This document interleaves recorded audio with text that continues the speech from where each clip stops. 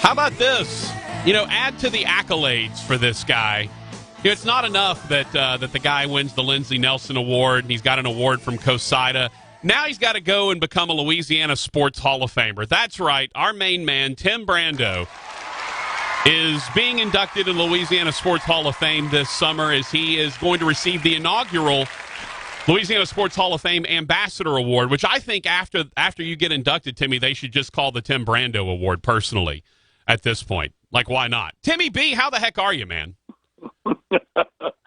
Thank you, Patrick. I appreciate that. I'm fantastic.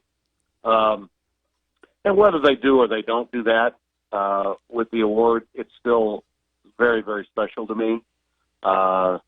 It's the invention of a new category and one that is not going to be given out annually, right? But only when warranted, makes it extra special to me, to be perfectly honest with you.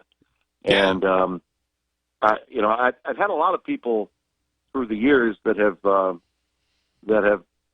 asked me. They've said, "Well, you're in, right?" I'm like, "No," but and then now that it does happen, and I honestly believe that not being in for a while is a good thing, because I used to tell people. In fact, I even told Doug Ireland, who you know very, very well, a few years ago. I said, let's just pump the brakes here, because I don't feel I'm a finished product even now. I don't feel that my career is a finished product per se. But this new category, which was something that I think their board and voters and Doug to some extent wanted to put into play, is a lot more really, I think, in keeping with how I see myself in the state of Louisiana as a broadcaster of sports anyway. So, they generally give two of these awards distinguished. I don't even know the names of them, but Kent Lowe is one. That's another thing. Going in with Kent Lowe. Yeah, those are the distinguished service awards. Distinguished Service Awards. Yeah. That I think Robin Fambro and Kent Lowe. Yeah. And Alexandria got. And typically the broadcasters, whether it's Dave Nitz a year ago or Jim Hawthorne a few years before that, those were the awards that they received, or the Dave Dixon award. Those were the ones that were the categories that I might have fallen in. And honestly, you look at what those awards are about, and I'm not so sure that I felt really as comfortable with what those awards were than I do with this one. This one, I think that's the thing I hear most from people when they're being complimentary is, thank you for all you do for Louisiana. Yeah. I hear those are the first and foremost things that I hear from colleagues, friends, just people in general. And so I don't know how many times you've heard me say this when someone's being critical of my work because I'm a homer for LSU, or right. I'm a homer for Louisiana, and I don't know how many times you've heard me say this. I will never apologize for where I'm from. I will always do my work objectively. I will take my craft seriously, but not myself too seriously. But don't ever come after me about being a proud Louisianian, because right. I am. And I this notion that you have to be from New York or Los Angeles to be successful in this business is a myth. And Kurt Gowdy, who was my mentor, was the lonesome broadcaster from Laramie, Wyoming. Right. He was the American sportsman, and he had a home in Boston. He had a home in Palm Beach, Florida. But he was never, a New York guy or an L.A. guy. And there are a lot of other broadcasters that are that way. Mel Allen was an Alabama guy. Lindsey Nelson was a Tennessee guy. Yeah. So all those things that are true to Louisiana that really matter to people. And listen, I'm not going to deny it. If I've got a chance to say something nice about any of the schools in Louisiana, I will. Yeah. But being a homer for any of them has never been a part of my DNA. So, well, as we know, Timmy, you hate everyone equally. We established that a long time ago. If it's your team, Brando hates it. Yeah. Especially in today's, cesspool social networking. It's just, if you don't take that approach, then I think you are going to be considered somebody's homer, that you're in somebody's hip pocket, or you're a shill for this conference or that conference. Right. So, listen, I'm overjoyed, and the responses that I've gotten from so many people, both at home and around the country, is something that's very special to me. And I'm quick to point out to people, I'm not a finished project. I'm still a project that's learning and wanting to do and will do a great deal more. And I think my fastball has never been any better. But to be recognized at this stage of my life as a Louisiana Sports Hall of Famer is something that I will wear very proudly. I just want to know if you're prepared to set the record for the longest induction speech. Are you, they ready don't to let roll? you do that anymore. No, they don't. No, they don't let you do that anymore. I presented Dale Brown on video once. They used to have presenters, and I think the presenters sometimes went so long. Oh, they did. That they decided the night was too long. Well, it was Bobby Hebert. It was Bobby Hebert presenting Morton Anderson. He went like 29 minutes or something, and like the last 7 were about Morton Anderson. Well, mine for Dale was only about 2.5 to 3 minutes. Yeah. When I was on tape. It probably would have gone longer had I been there. But I think it's just now it's an interview. Yeah.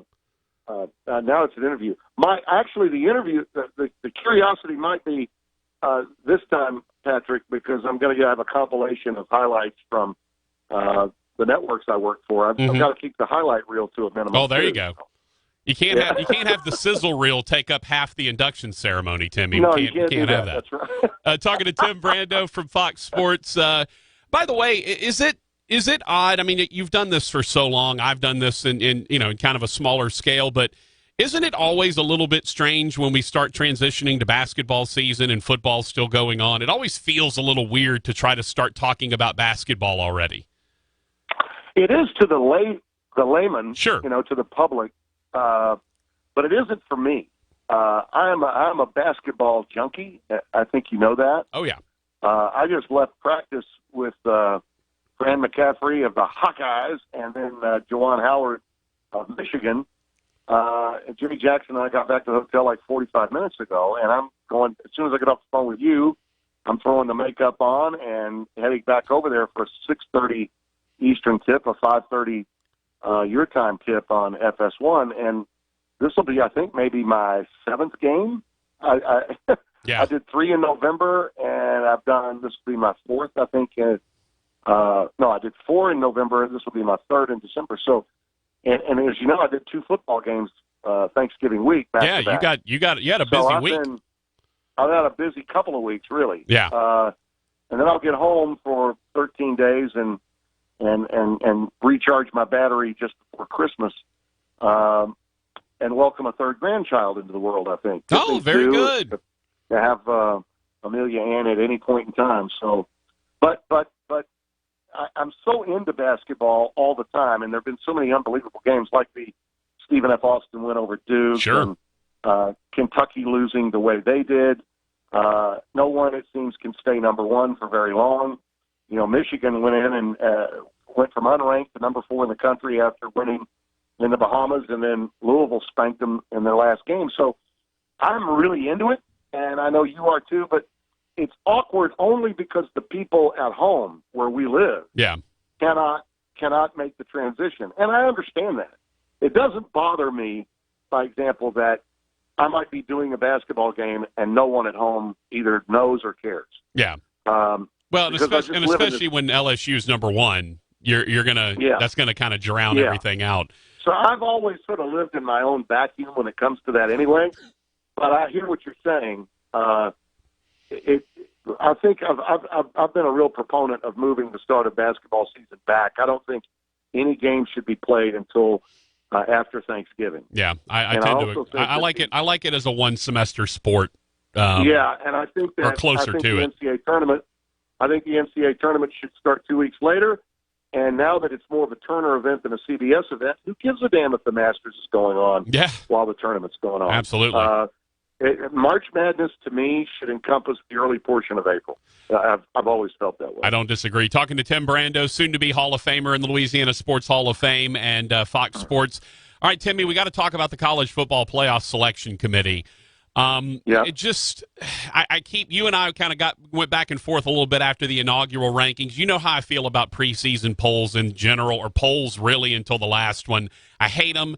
I hate because they're going to do something weird. They're going to put somebody somewhere no one thinks they should be, just to get talk, just to make people talk about it, to keep people going on it. And it drives me crazy. That's why I don't talk about it a lot during my show. But now, 1 week out from the actual rankings being released, the ones that matter, I think it does now warrant talking about. And there's a couple of trends I notice. Number one, the committee really seems to be setting themselves up for next week by how they're treating the SEC and the Big Ten. The Big Ten, Michigan lost a spot after getting hammered by Ohio State. Whereas Alabama lost 7 spots on a 3-point loss on the road without Tua Tagovailoa. Which never happens, by the way. Yeah, never happens. Never happens. And right. It's, to me, it looks like the committee is setting themselves up to make sure Ohio State is their number one team, assuming they don't lose, obviously. But it looks like they're setting themselves up to say, hey, Ohio State has all these top 10 wins. Look at all these good Big Ten teams they've beaten based on where we rank them. It feels like they're setting that up for themselves next week. And you know why? Or at least let me throw this in as a belief as to why. Ohio State and the Big Ten is the most densely populated area in the country. I've been talking about the Sun Belt Invitational for how long? They haven't gotten the ratings that they need in recent years. That's why I believe they should expand to 8. They feel like they need to have a ratings monster because their advertisers are not getting the bang for the buck that they were promised from ESPN. So having Ohio State in the one hole would presumably mean they're either going to play Utah, which, by the way, is a ratings disaster. That's the least populated area of the country in the Mountain Time Zone. Presuming LSU beats Georgia. Sure. Okay. This was with the assumption that LSU beats Georgia. And if it's not Utah, it's Oklahoma, who would be jumping Utah because Utah's not as impressive. By the way, it's supposed to be rain tonight in Santa Clara. I've done the Pac-12 when it's rained in Santa Clara, and it might be sloppy, and it might be hard for Utah to look good against Oregon. Yeah.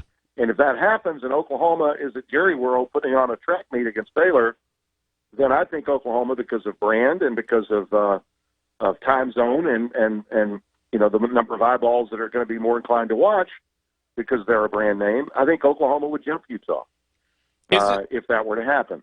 But let's say it doesn't, and it is Utah. Well, it's incumbent upon the committee, in my opinion, to do what's right, because this is a TV show, right? I mean, It is.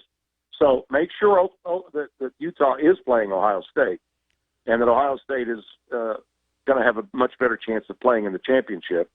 And you get the LSU-Clemson matchup to take place with the understanding that regardless of what happens, you're going to get a big rating because Ohio State is in the final. Yeah. No, I don't disagree with you. If it happens to be an LSU-Ohio State final, that is arguably going to be the biggest rating they've ever had because of the storyline with Joe Burrow to go along with the storyline of Ed Orgeron as well. But to make it more difficult for LSU to get there than Ohio State makes all the sense in the world. Yeah, it certainly does. I mean, it really does. So, you can brace yourself for that. Now, there is another school of thought that a win over Georgia, regardless of what anybody says, because if you're using criteria or analytics or this FBI nonsense. Which, by the way, still has LSU, Alabama ranked ahead of LSU. The FBI this week has Alabama ranked ahead of LSU. It's ridiculous. But LSU should, by all criteria, jump over Ohio State because of the skins on the wall and because of beating a Georgia team versus a Wisconsin team that they've already beaten, and on that fast track, Ohio State might actually boat race. But I think you're right. The setup, it's this committee. What's really wrong about the committee is the contrived transparency that they try to throw at us, whether it's Hancock and his gobbledygook or Mullins who comes out to do that god-awful dog and pony show every Tuesday night with Yeah. Reese Davis. It's contrived transparency. And when we need the most transparency is this week after Championship Saturday. And, of course, we'll never know how anyone voted. No. Now, that's some transparency. Yeah, and that's, to me, that's the issue. It's all secret ballot, but it's very much a cigar smoke filled back room of a bar where the mob bosses are. Yeah. Like, it's what it feels like. Yeah, right. And until they go to 8 teams, we'll always have it this way. Yeah, and I think they will. We went hopefully. to 8. Yeah. They will, but it'll be after this contract is over because they're already setting that up, saying we've got this transfer rule problem. They're building all these different roadblocks to keep them from doing what they know they have to do in 6 years. But in 6 years, trust me, they're going to go to 8. Timmy B, you're the best. Congratulations on the Louisiana Sports Hall of Fame Ambassador Award induction. Looking forward to being there in June to go hang out and watch you get inducted. It's an awesome honor, my friend, and very excited to see you get into the LA Sports Hall of Fame. Well, we'll go bowling with Kent Lowe. There you We'll go. go golfing with yours truly, and we'll have a big old time eating meat pies and Natchitoches with Doug Ireland and company. Absolutely. The only problem is, Timmy, Roy Lang and I, when we play in the Louisiana Sports Hall of Fame golf tournament, we win, and I'm not sure you're good enough to be our ringer. So we may not be able to have you on our team. I don't know. I don't know. I'll take the consolation prize there. Hey, That's no problem. Hey, Timmy, congrats, brother. Thank you, Patrick. All right, Timmy B, Tim Brando, Fox Sports, and new soon-to-be inductee of the Louisiana Sports Hall of Fame for the inaugural Ambassador Award.